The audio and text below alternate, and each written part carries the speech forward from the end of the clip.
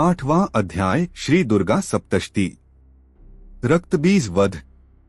महर्षि मेधा ने कहा, चंड और मुंड नामक असुरों के मारे जाने से और बहुत सी सेना के नष्ट हो जाने से असुरों के राजा प्रतापी शंभु ने क्रोध युक्त होकर अपनी संपूर्ण सेना को युद्ध के लिए तैयार होने की आज्ञा दी। उसने कहा, अब उदायुध नामक 86 असुर सेनापति अपनी सेनाओं के साथ युद्ध के लिए जाएं और कंबु नामक 84 सेनापति भी युद्ध के लिए जाएं और कोटि वीर्य नामक 50 सेनापति और धौम्रकुल नाम के 100 सेनापति प्रस्थान करें। कालक, दोहरिद, मौर्य और काल के यह दैत्य भी मेरी आज्ञा से सचकर युद्ध के लिए कूच करें। भयानक शासन करने वाला असुरों का स्वामी शुंभ इस प्रकार आज्ञा देकर बहुत बड़ी सेना के साथ युद्ध के लिए चला।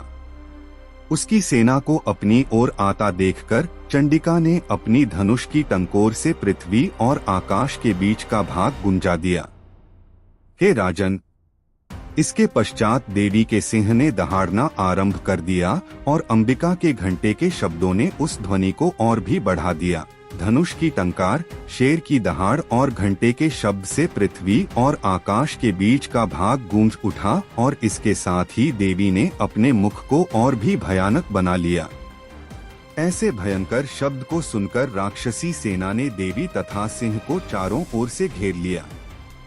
हे राजन, उस समय दैत्यों के नाश के लिए और देवताओं के हित के लिए ब्रह्मा, शिव, कार्तिकेय, विष्णु तथा इंद्र आदि देवों की शक्तियां जो अत्यंत पराक्रम और बल से संपन्न थी, उनके शरीर से निकलकर उसी रूप में चंडिका देवी के पास गई। जिस देवता का जैसा रूप था, जैसे आभूषण थे और जैसा वाहन था, वैसा ही रूप, आभूषण और वाहन लेकर उन देवताओं की शक्तियां दैत्यों से युद्ध करने के लिए आई।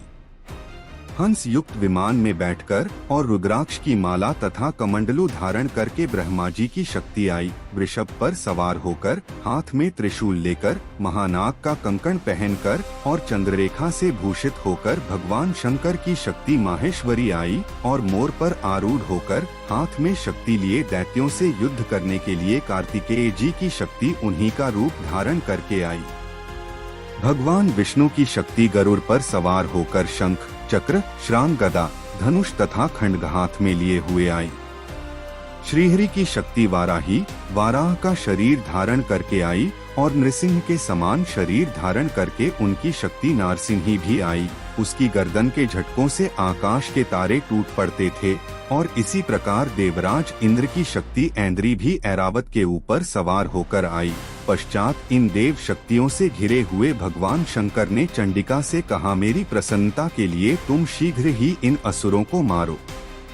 इसके पश्चात देवी के शरीर में से अत्यंत उग्र रूप वाली और सैकड़ों गिद्धियों के समान आवाज करने वाली चंडिका शक्ति प्रकट हुई। उस अपराजिता देवी ने धूमिल जटा वाले भगवान श्री शंकर जी से कहा, हे प्रभु, आप मेरी ओर से दूत बनकर शुंभ और निशुंभ के पास जाइए और उन अत्यंत गर्वीले दैत्यों से कहिए तथा उनके अतिरिक्त और भी जो दैत्य वहां युद्ध के लिए उपस्थित हों, उनसे भी कहिए, जो तुम्हें अपने जीवित रहने की इच्छा हो तो त्रिलोकी का राज्य इंद्र को दे दो। देवताओं को उनका यज्ञ भाग मिलना आरंभ हो जाए और तुम पाताल को लौट जाओ। किंतु यदि बल के गर्व से तुम्हारी लड़ने की इच्छा हो तो फिर आ जाओ, तुम्हारे मांस से मेरी योगिनियां तृप्त होंगी।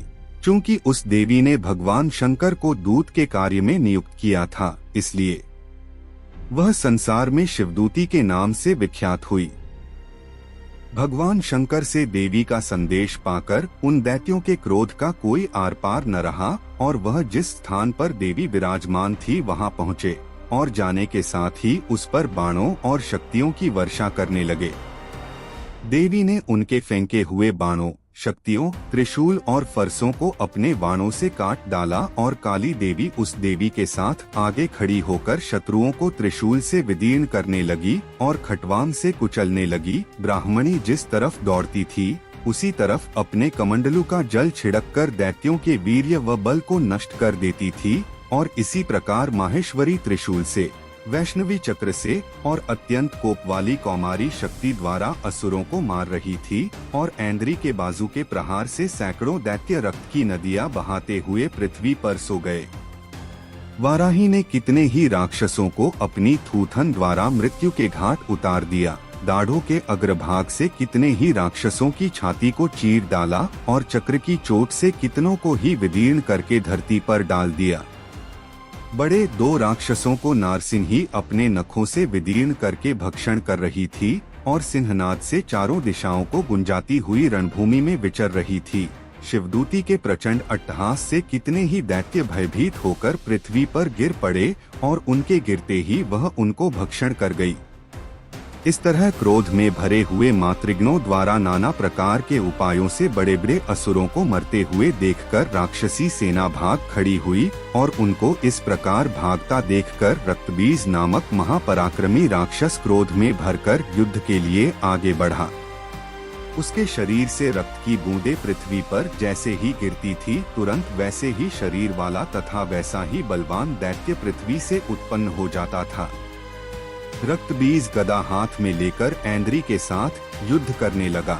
जब ऐन्द्री शक्ति ने अपने वज्र से उसको मारा तो घायल होने के कारण उसके शरीर से बहुत सा रक्त बहने लगा और उसकी प्रत्येक बूंद से उसके समान ही बलवान तथा महापराक्रमी अनेकों दैत्य भयंकर रूप से प्रकट हो गए। वह सबके सब दैत्य बीज के समान ही बलवान तेज वाले थे। वह भी भयंकर अस्त्र शस्त्र लेकर देवियों के साथ लड़ने लगे। जब ऐन्द्री के वज्र प्रहार से उसके मस्तक पर चोट लगी और रक्त बहने लगा तो उसमें से हजारों ही पुरुष उत्पन्न हो गए। वैष्णवी ने चक्र से और ऐन्द्री ने गदा से रक्तबीज को चोट पहुंचाई और वैष्णवी के चक्र से घायल होने पर उसके शरीर से जो रक्त बहा उससे हजारों महाअसुर उत्पन्न हुए, जिनके द्वारा यह जगत व्याप्त हो गया। कौमारी ने शक्ति से, वाराही ने खड्ग से और माहेश्वरी ने त्रिशूल से उसको घायल किया।